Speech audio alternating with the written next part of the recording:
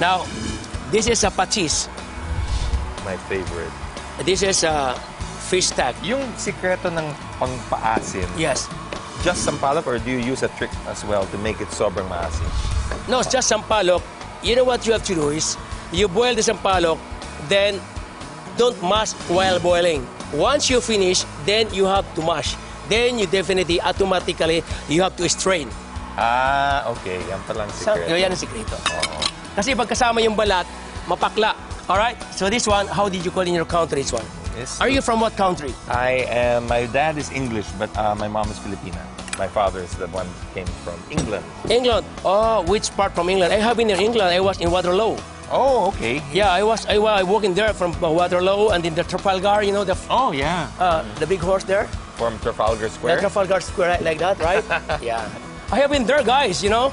Don't you believe that? I stay there for, every year I travel every 3 months. Wow, because of this work. Because of His Majesty, yeah. Okay. I'm lucky, I'm so blessed. It's a free of charge. Wow, that smells good. Go, It's Jem. looking good.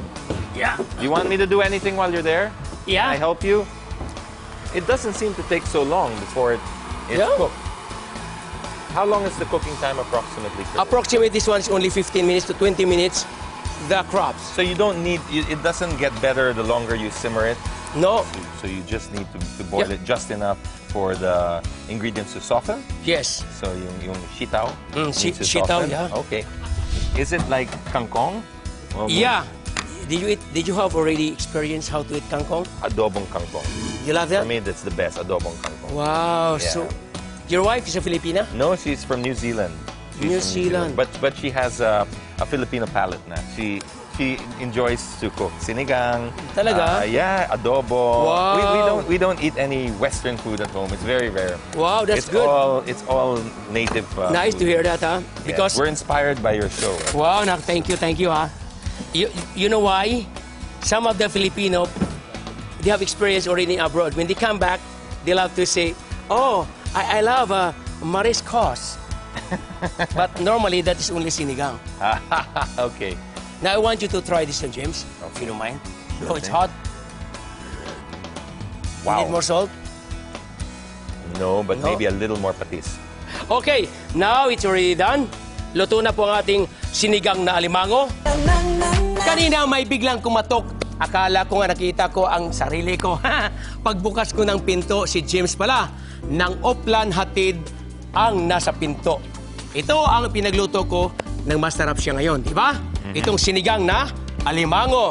Okay, James, ilalagay ko na yung alimango, ha? Sanay na ako sa hipon, sa baboy, but I don't think I've had alimango na sinigang. Talaga? Parang hindi. Parang ngayon ka And lang never gonna be makatikim. as this good, for sure. Talaga? Guaranteed. Nakatikim na ako ng konti in the last segment ng broth. Oo. Pero ngayon mo lang matikman to. Ito, masarap to. Ang ganda pa ng mga kulay, di ba? Oo. Ito yung sili, ha? Okay. I know you love sili. I love dyan. chili. My wife's name is Shelly. Oh? Your wife, Shelly? Shelly, and Hi, that's why Shelly. I love chili. Hi, Ma'am Shelly. Sip-sip na. Hindi halata. O ikaw, nagsip-sip ka kanina with the love letter, so... Siyempre naman, alam mo, ang wife natin, mamahalin yan, alam mo na. Oo. Bakit di ba? Kaya sabi ko nga parati, James, alam mo kung ano sinasabi ko? Oh, ano? She is my first and last wife. Nice. Charot. May karugtong charot. Bastos, ano? Okay, ito na, James. Sinigang na alimango is now served.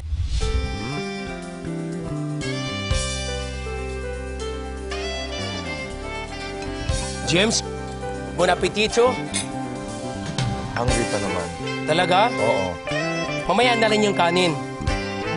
Tamang-tama yung asin.